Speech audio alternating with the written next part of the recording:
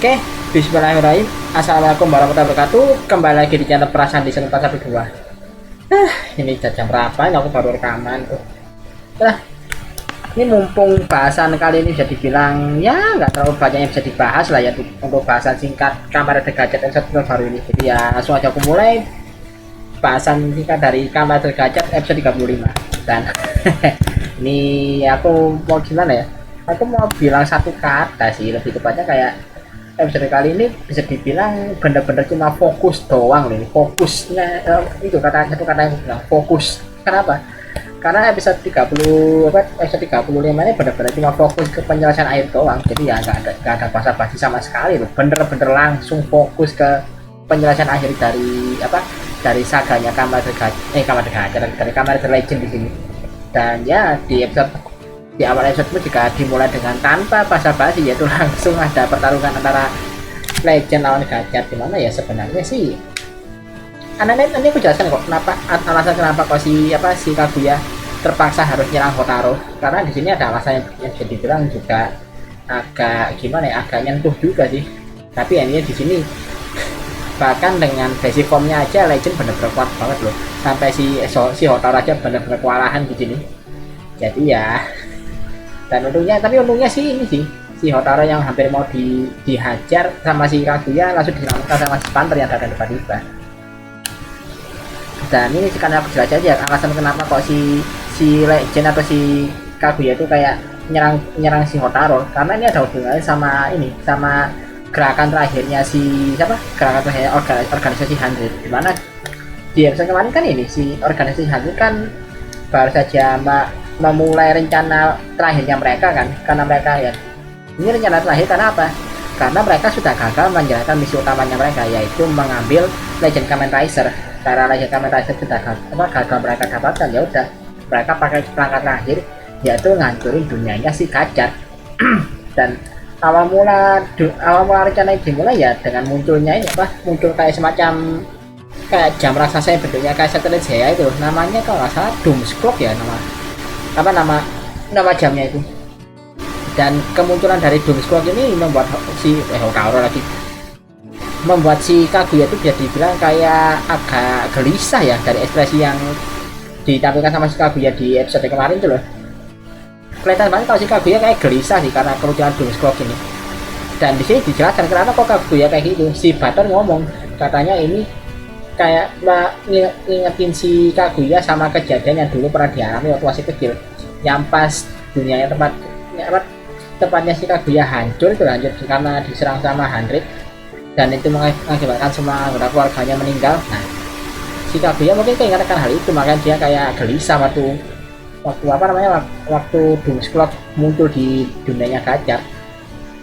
Ya sebenarnya juga, dan itu juga jadi ini, kalau misalnya udah nonton spin-off-nya Gadget versus Legend ya bakal terjelaskan kok alasan detailnya kayak gimana, karena kan itu juga perihal kayak masa lalunya si Kaguya kayak gimana, terus gimana dia bisa menciptakan inspirasinya dia itu menciptakan Kamen Rider Legend itu karena siapa ya, udah diketahui jelas lah ya kan.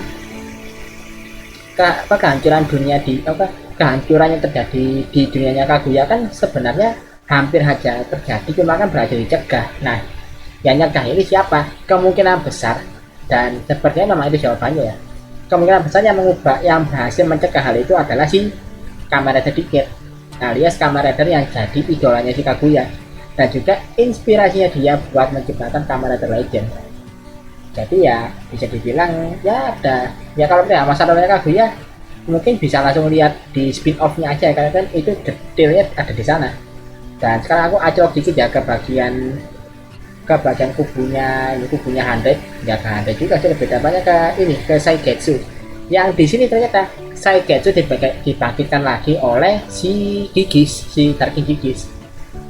Dan ini kayak gimana ya, kayak proses kebangkitan kembalinya si Saigetsu kayak agak maksa ya sih.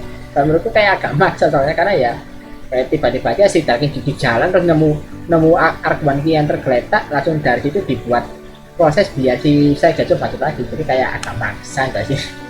Tapi ya at least ada fan service-nya ya, dimana di sini terjadi pertarungan roda kedua antara Kamen Rider Legend dan juga Kamen Rider Arc-1.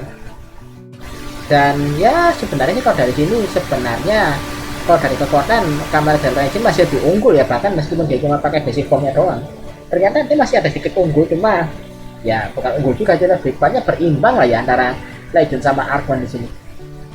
Dan di sini tiba-tiba si Dark King Gigis mulai berulah lagi, ikut campur lagi, di mana di sini si Saigetsu alias si Kamen Rider Arc One diubah lagi, dan kali ini dia diubah langsung menjadi wujud Malgam baru yang kuat banget, yaitu Arc One Malgam, yang di sini bisa dibilang menggunakan peleburan apa 4 peleburan sekaligus ya, karena kan si Kamen Rider Arc One-nya kan digabungkan secara paksa dengan ini apa, dengan 4 kemi sekaligus. Di sini kalau nggak salah apa ya, ada Sei Zombie, Gigalodon, kemudian Namonite ya, Namonite sama Gogiken Meteor. Nah, Gogiken Meteor ini menurutku yang paling ngeri sih. Kenapa? Kalau 3 kemi lainnya itu sudah berhasil ditangkap dalam bentuk kartu kan. Nah, si Gogiken Meteor ini sebenarnya dia itu masih liar loh. Dan kalau di episode-nya kan terlihat kalau si Gogiken Meteor masih terbang-terbang di angkasa kan, itu bisa ditangkap langsung sama Gigis loh. Itu ngeri sih. Gogiken Meteor notabene keminya masih liar, bisa ditangkap segitu mudahnya loh sama Gigis, terus dimasukkan paksa ke Kamen Rider Arc One hingga akhirnya menciptakan wujud Malgam baru, yaitu Arc One Malgam. Jadi di sini benar-benar kayak diperlihatkan banget lah ya, kayak gambaran singkatnya betapa kuatnya si Dark King Gigis. Ini ngeri loh, keminya notabene liar, dan bahkan para protagonis lainnya nangkep para kemi aja susahnya minta ampun, dia tinggal ngambil doang, tek langsung ketangkep loh. Dan namanya Dark King Gigis ini, jadi kayak semakin kelihatan jelas banget kalau memang dia itu benar-benar big bossnya, yang kayak big boss sebenarnya gitu. Singkatnya sih setelah si Saigetsu berubah jadi Arc One Malgam, udah langsung para rider lainnya termasuk bahkan Legend sekalipun kebantai di sini. Padahal ini 4 rider utama udah ngumpul semua loh, mulai dari ya Gachard, Magedo, Volvarado, bahkan Legend. Ini benar-benar gak berkutik sama sekali lawan Kamen Rider Arc One yang sudah dapat wujud Malgamnya di sini. Dan ya udah, akhirnya mereka terpaksa buat mundur untuk sementara, karena ya mereka berempat aja udah kesusahan loh lawan Arc One Malgam. Padahal mereka tuh padahal Arc One Malgam itu cuma sendirian. Ini benar-benar berarti kayak kelihatan banget kalau si Arc One Malgam ini sekuat itu gitu loh. Oh ya, tapi satu hal lagi ya, bicara soal ini kan tiba-tiba masih apa namanya, hubungan pertemanan antara Hotaru sama Kaguya kan masih belum jelas arahnya bakal kemana kan. Cuma tapi aku yang seru dari Hotaru ya, setelah dia dihajar habis-habisan sama Kaguya sebelumnya tuh, dia masih bisa berpikir jernih gitu loh. Kalau tindakannya Kaguya kepada dirinya waktu itu mungkin ada alasan tersendiri. Jadi ya dia nggak tiba-tiba langsung ngecap si Kaguya itu jahat gitu loh. Jadi kayak dia masih bisa kayak sedikit berpositif thinking lah ya, kalau sepertinya ada maksud lain dibalik alasannya Kaguya melakukan hal itu. Dan apalagi di sini juga diperjelas lagi dengan ya bisa dibilang argumennya si Spander ya, Spander sama Sabimaru sih lebih tepatnya, yang kayak menjelaskan kalau Hotaru itu kayak gini ke si Kaguya. Dan Kaguya juga masih sempetnya lo mandi berlian, dikatanya lagi genting kayak gitu. Itu si Doomscore-nya tuh waktunya terus berjalan, dia masih sempet-sempetnya mandi berlian loh. Emang bener-bener ini sih agak lain ya masih Kaguya ini, bener-bener berusaha biar tampil segorgeous mungkin dia. Ya ini mau jadi aja dia bakal jadi spin off sih. Dan ya udah di sini akhirnya setelah kejadian ini, kemudian si Kaguya pun langsung menuju ke tempatnya si Arc One Malgam. Dan sebenarnya ini juga si Hotaru ikut nyusul kan, meskipun ya sebenarnya si Kaguya masih nggak mau gitu si Hotaru ikut serta. Tapi di sini yang bagusnya dari Hotaru ya, dia ngomong kalau dia ngomong gini, kalau kamu memang mau bertarung sendirian, aku nggak akan memaksamu untuk berhenti, tapi aku juga akan ikut bertarung dengan caraku sendiri di sisimu. Unik sih, jadi kayak kayak makna lain dari bertarung bersama, cuma kayak sedikit diplesetkan ke arah yang berbeda gitu sama si Hotaru. Jadi permainan katanya cukup unik sih di sini. Dan di sini ya udah, sebenarnya di sini singkatnya terjadi akan team up kedua dan juga ronde kedua antara Gachard dan Legend versus Arc One Malgam. Dan ya udah, mereka langsung buka ke wujud terkuatnya masing-masing. Si Hotaru jadi Platina Gachard dan juga si Kaguya jadi Legend dari Legend. Dan di sini yang menurutku benar-benar sajian terbaiknya ya, karena Wow, ini bener-bener war fan service asli di episode kali ini. Ini fan service pertama ya, yaitu perihal waktu ini untuk kesekian kalinya si Legendary Legend berubah jadi Gorgeous Zero Two, dan di sini dia langsung nge-summon dua form lain dari Zero One, yaitu si Zero One Rising Hopper sama Zero One Metal Cluster Hopper. Dan ya hitungannya di summon sini ya bisa kira kayak Rider Bot gitu ya, yang karena kok tidak Rider Bot, karena coba lihat gerakannya si Zero One Rising Hopper sama Zero One Metal Cluster Hopper setelah di summon, dia kan gerakannya ngikuti si Gorgeous Zero Two. Makanya aku bilang di sini mereka itu cuma Rider Bot doang. Tapi ya dengan munculnya Rider Bot ini itu sudah kayak cukup bikin si Argon Malgam kewalahan loh. Apalagi ya gerakan khasnya si Zero One dan juga Zero Two kan bisa dibilang ya gerakan mereka yang secepat kilanya kayak ada garis-garis digitalnya itu kan. Dan di sini berlanjut lagi dimana sih setelah si Legendary Legend berubah jadi Gorgeous Zero Two, dia langsung berubah lagi ke wujud lainnya yaitu Gorgeous Grand Zio. Nah ini yang menurutku fanservice-nya paling warak di sini. Karena apa? Pertama, semua ability khasnya Grand Zio kepake di sini, yaitu dimana kalau dia kan Grand Zio punya kemampuan unik dimana kalau dia nyentuh bagian armornya dia yang ada yang utiran rider di armornya dia, itu dia bakal bisa nge-summon rider tersebut kan, entah itu wujud ridernya atau mungkin varian form dari ridernya bersangkutan atau mungkin cuma senjatanya doang. Nah di sini muncul kalau nggak salah pertama itu dia nge-summon blade-nya basic form, kemudian dia nge-summon Hibiki, dan yang ini yang cukup pelawak sih pas waktu si Gorgeous Grand Zio itu nge-summon Gaim kan, yang muncul kan bukan Gaim yang langsung tapi lebih ke senjatanya kan. Nah di sini yang muncul itu kalau nggak salah benderanya si Gaim Kachitogi Ans. Nah pas mau dipakai tiba-tiba diem ini deh, dia kena ini apa ini, tiba-tiba jadi awkward loh, kayak ya teka beres deh. Ya si Kaguya ngomong gitu langsung bendera Kachitogi dibuang deh. Lawak anjir. Dan coba disentuh lagi pas dia nyentuh lagi bagian Gaimnya, udah dia sama senjata lain, dan Gaim yang sama adalah Sonic Arrow. Jadi ya bisa dibilang kalau untuk bagiannya Grand Zio ini benar-benar war fan service loh, terutama ya bagi orang yang ya mungkin bisa dibilang mungkin kangen pengen nonton Zio lagi gitu. Nah ini dipuaskan di sini karena benar-benar wah fan service-nya benar-benar war banget. Oh iya, hampir lupa satu hal. Ini ada satu lagi yang benar-benar jadi fan service utamanya bahkan mungkin ya yang berhubungan sama Zio, yaitu pas bagian EY-nya itu yang benar-benar gak boleh dilewatkan itu. Di sini dilakukan juga loh, cuma yang lakukan EY-nya si Kaguya sendiri. Jadi kayak kesannya si Kaguya ini meng-EY-kan dirinya sendiri. Tapi ya masih oke lah ya, karena kan itu ciri khasnya Zio kan. Ya tahu sendiri kan kalau di serial Zio kan tiap kali si Sogo berubah jadi form apapun yang notabene kategorinya baru debut formnya ya kan, si Woz pasti kayak langsung EY kan. Nah ini ciri khasnya dipakai di sini. Nah ya udah di sini akhirnya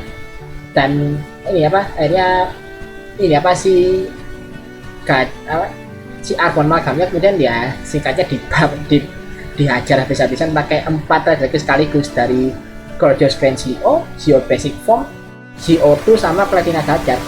Kenapa kok mereka sampai rezeki berempat? Ini ada teori karena ini biar mereka itu bisa mengeluarkan partai ini yang nempel di tubuhnya si Kamen Rider Arc One, karena di sini konteksnya Kamen Rider Arc One itu bersatu dengan 4 kemis sekaligus. Ya udah mereka berarti harus ngasih finishing ke si Arc One Malgam ini dengan kekuatan dari 4 orang sekaligus. Nah, makanya ya udah si Gorgeous Grand Zio nya nge-summon CO2 sama Zio Basic Form, terus si Gadgetnya juga ikut nge-finishing. Ya udah akhirnya di sini si Arc One Malgamnya kalah, dan juga disusul juga dengan Doom Squad-nya akhirnya hancur, dan udah selesai kehancuran dunia kehancuran dunianya Kamen Rider Gadget pun berhasil dicegah. Jadi kayak ya udah kayak benar-benar udah gitu doang sih penyelesaian akhirnya. Dan setelah itu ya udah momennya jadi momen-momennya misalnya momen kaum down dulu, dimana sih ya di rumahnya Hotaru itu kayak diadakan pesta penyambutan Kaguya yang mampir ke dunianya dia. Cuma ya pesta penyambutannya nggak lama sih, karena si Kaguya sudah harus balik lagi ke dunianya dia sendiri, karena sekali meskipun di dunianya Gacat itu ancaman dari Hande itu sudah benar-benar berakhir, di dunianya Kaguya kan belum benar-benar berakhir karena Hande masih ada di sana, maka dia harus balik lagi ke masa depan ya. Tapi ya gimana ya, perpisahannya bisa dibilang lebih perpisahan yang ya adem lah ya, karena di sini juga akhirnya bisa dibilang apa namanya, dinamika hubungan antara Hotaro sama Kaguya sudah selesai di sini dan mereka benar-benar jadi teman lah bisa dibilang. Dan ini ada satu hal yang benar-benar jadi perhatianku banget ya di sini. Ada dua sih yang pas di akhir episode ini. Pertama, waktu bagian dimana si Kaguya sama Butler lagi melewati Aurora Gordon ya.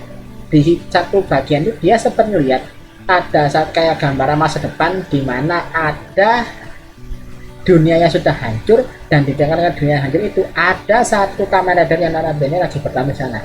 Dan ya, dan nonton pasti tahu lah ya, dunia apa Kamen Rider yang dimaksud itu adalah Kamen Rider Gacar Daybreak. Jadi kayak pas lihat bagian ini si Kaguya sama si Butler kayak bingung dulu, ini Hotaro. Jadi kayak mereka kayak bingung, ini Hotaro kenapa ini di masa depannya. Jadi kayak ya tahu sendiri kan kalau Kamen Rider Gacar Daybreak itu kan juga adalah Hotaro dari masa depan yang notabene timelinenya dari timeline berbeda. Gimana kalau di timelinenya Gacar Daybreak ini kan dunia itu udah benar-benar hancur, umat manusia juga sudah benar-benar hampir di ujung pemusnahan, para kemi juga sudah punah semua, dan itu semua terjadi karena apa? Karena ulahnya Gurion. Makanya si Hotaro ini udah kehilangan semua teman-temannya, akhirnya mengambil wujudnya di wujud si Kamen Rider Gacar Daybreak. Dan pas aku lihat bagian ini ya, jujur aja aku mikir, dan ini juga nyambung sama ini, sama video bahasa sih, di video update yang aku upload sebelumnya yang pas aku bahas soal apa Rainbow Gacar gitu. Ini nyambung loh. Jadi kayak di situ kan aku sempat bilang kalau ada kemungkinan kalau ini bagian nonton bagian itu ya, kan aku di video itu kan aku nyebut kalau itu ada spoiler untuk episode 5, makanya aku aku mikir mungkin belum nggak semuanya nonton bagian itu ya, cuma aku jelaskan di sini. Di video itu kan aku jelasin kalau ada kemungkinan kalau episode 35 Kamen Rider Gacar ini bakal punya kesinambungan langsung dengan movie-nya Gacar yang bakal tayang musim panas nanti kan. Jadi ya aku punya teorinya gitu sih. Jadi kayak habisnya episode 35 ini mungkin ceritanya bakal berlanjut ke summer movie-nya Gacar. Ini mungkin loh ya, bisa aja kan kayak kejadiannya ini canon eventnya di sini gitu loh ya. Seperti yang kita tahu, movie di era Rewa kan semuanya canon sama cerita utama kan, bahkan itu meskipun timelinenya itu bukan setelah serialnya tamat, tapi semua movie-nya ya, ini semua movie dari Zero One, Saber, Revice sampai Gits sekalipun, itu semua movie-nya itu bisa dibilang canon semua loh. Ya dari ya nggak semuanya canon sih, kalau untuk sama movie-nya iya canon semua, tapi kalau movie crossover sih nggak canon sih ya. Kayak movie Zero Real Time kan itu timelinenya pasca serial tamat. Terus Saber yang jadi debutnya Kamen Rider Falcon itu masa setelah si Saber dapat Crimson Dragon ya kalau nggak salah. Lalu Revice itu kalau nggak salah itu habis Revice episode 46 habis setelah kejadian Revice episode 46 yang pas setelah Gifu dikalahkan itu. Jadi setelah Gifu dikalahkan sama sebelum debutnya Kamen Rider juga. Kemudian kalau Gits itu pasca serial tamat kan, karena si E sudah jadi dewa di situ. Jadi semua summer movie di era Rewa ini ceritanya bener-bener canon event sama serialnya. Makanya aku mikir, jadi kayak ini apa jangan-jangan setelah episode 35 ini ceritanya bakal nyambung nanti ke summer movie-nya Gacar. Dimana kan di movie itu kan si Gacar Daybreak muncul lagi. Jadi ya mungkin aja loh ya, kemungkinannya ya. Kalau pastinya aku juga belum tahu karena masih ini kan masih buka doang. Kalau info pastinya tinggal nunggu Toei ngumumin aja. Dan yang kedua, ini soal si Hotaro. Mas bagian si Gigi situ kayak mantau pertarungannya antara warnanya Hotaro, dia sempat lihat katanya ada semacam kayak telur misterius yang ada di dalam tubuhnya Hotaro. Dan si Gigi ngomong akhirnya ketemu juga. Jadi kayak ini telur apa gitu yang di dalam tubuhnya Hotaro. Kalau berkaca dari yang sebelumnya kan udah ada pengumuman soal Redo Chemistry tingkat phase 4 kan, yang katanya phase terakhir untuk Redo Chemistry tingkatnya Gacar. Jadi kan ada kartu yang ini bentuknya kayak telur, kayak gigi tama gitu ya kalau di Digimon. yang katanya sih itu telur yang nantinya bakal jadi kunci buat memunculin si Nijikon Kemi, yang apa, Kemi yang bakal jadi kekuatan utamanya si Rainbow Gachar. Jadi ya mungkin bisa dibilang ya ini titik mulanya dimana untuk proses kemunculan Rainbow Gachar sudah dimulai, itu kamu bakal dimulai. Nah start pointnya di sini perihal kayak wujud telur yang ada di dalam tubuhnya Hotaru. Sampai aku sempat ingat ada teori yang ngomong kenapa kok ada telur kayak gitu. Itu katanya ada teori kalau Hotaru kemungkinan besar adalah homunculus. Wow, kalau kayak gitu benar-benar plot twist sih. Jadi kayak ya homunculusnya di sini itu bukan kayak para Tria Sister ya, namanya homunculusnya ya homunculus biasa doang. Jadi kayak ini Hotaru ini kayak kemungkinannya ya dia adalah homunculus sempurna yang memang diciptakan khusus biar dia bisa menggunakan si gacha driver. Kan kayak gacha driver kan bisa dipakai sembarang orang kan. Nah kenapa Hotaru bisa pakai gacha driver secara luasa? Ada kemungkinan kalau memang dia sudah di setting seperti itu, di setting kayak ini, karena ya ada kemungkinan dia itu adalah homunculus sempurna. Mungkin nggak sih? Dan kalau memang kejadiannya benar-benar seperti ini, wah udah, ini benar-benar Full Metal Alchemist banget loh ceritanya. Dan ya langsung lanjut aja ke bagian apa, langsung ke episode apa, preview episode berikutnya ya, dimana dia akhirnya dimulai arc baru dimana si Darking Gigis mulai melancarkan aksinya. Dan di sini dimulai dari Darking Gigis menciptakan amalgam baru yang berbasiskan dari Skyboss Kemi. Jadi aku merasa aja bakal sekuat apa sih Darking Gigis sampai para protagonisnya benar-benar dibuat kewalahan banget ngadepin dia. Mungkin kita gitu aja kali ya. Nih aku bilang mau baca dikit doang tapi videonya udah hampir 20 menit lebih, ya ampun. Nah mungkin kita gitu aja kali ya untuk bahasan Kamen Rider Gachar episode ke-5 ini. Aku jujur bingung mau apa yang mau dibicara aja. Kalau misalnya ada yang kurang ya kayak ini biasa tulis di kolom komentar aja kalau misalnya ada yang kurang dari bahasan ini. Dan nah kalau habis ini sih aku mau buat bahasan soal ya ada bahasan yang mau aku buat, apalagi kan ini apa, kemarin itu baru aja rilis Kamen Rider Outsider episode 5 kan. Ini kalau jadi ya ini nggak bisa janji dulu. Kalau jadi aku bakal buat video bahasan singkatnya, tapi kalau enggak ya mungkin aku bakal buat update dikit-dikit lah ya. Karena ada kejutan besar ini di episode di bagian terakhirnya Kamen Rider Outsider episode 5. Makanya aku pengen buat bahasannya. Tapi ya aku nggak bisa janji lah bakal nggak. Ini seenggaknya ini bahasa singkatnya Gacharnya aku bayarin dulu lah. Udah, ini gitu aja kali ya. Oke, sekian dulu untuk video kali ini. Like dan share video ini kalau kalian suka dengan video kali ini. Subscribe juga channelku kalau kalian suka dengan apa yang ada di channelku ini. Dan seperti biasa, kirim kritik dan sarankan di kolom komentar. Dari kakak, assalamualaikum warahmatullahi wabarakatuh. Salam dari Pak Gadis 412.